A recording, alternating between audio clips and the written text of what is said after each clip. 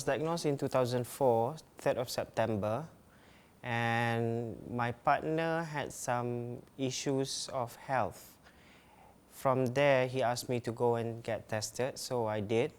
And when it was about 2 weeks later, when I got the result, and the doctor said, "You're HIV positive."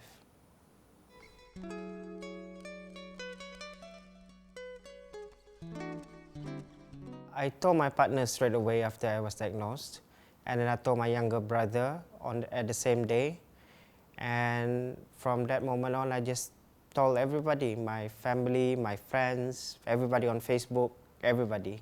My family, they accepted it. Some of my friends unfriend me on Facebook, which, well, that means they're not my friends anyway. And most of them were very supportive. I did not have any support system when I found out that I was positive, because like the first time I went to HKL, the counselor was telling me that everybody will die. That was the first thing that she told me, and it was quite shocking to hear somebody to say that with all the medication and everything. And it took me about 4 years before I found PT Foundation, and they had a program called MSM Pause, which have a support group once a month, which I go to. The support system did help a lot, but it goes to a point where I don't need it anymore. I have grown out of it. I've empowered myself so much that I think it should be for people who are newly diagnosed and those who needed help, like for example those who are newly on medication. A support system is very important, because without support system or support group or any peer support, one can actually just tumble down. They need support for them to continue on with their life, especially with self-stigma and also discrimination that's been happening around in Malaysia.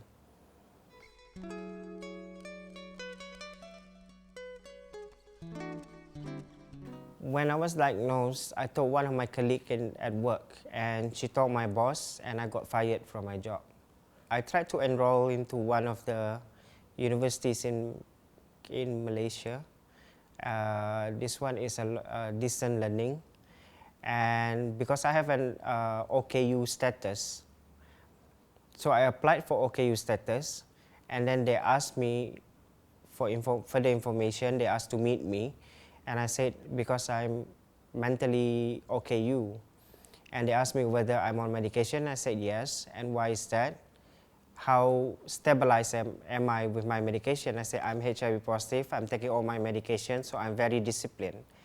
And because of my status of HIV that I told them, they said they refused to let me go into the university. I feel very upset. I feel very angry with people who are at the highest level of the university, and they're quite ignorant.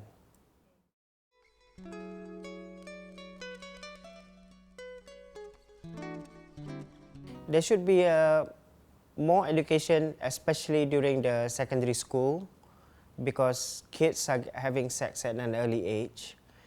And also policy, there should be a policy on anti-discrimination for PLHIV, because at the moment, nothing covers PLHIV being discriminated against.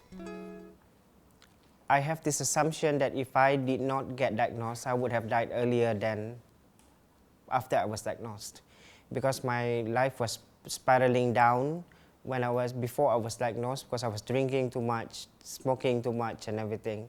But now I've cut down on my drinking and I'm much more healthier.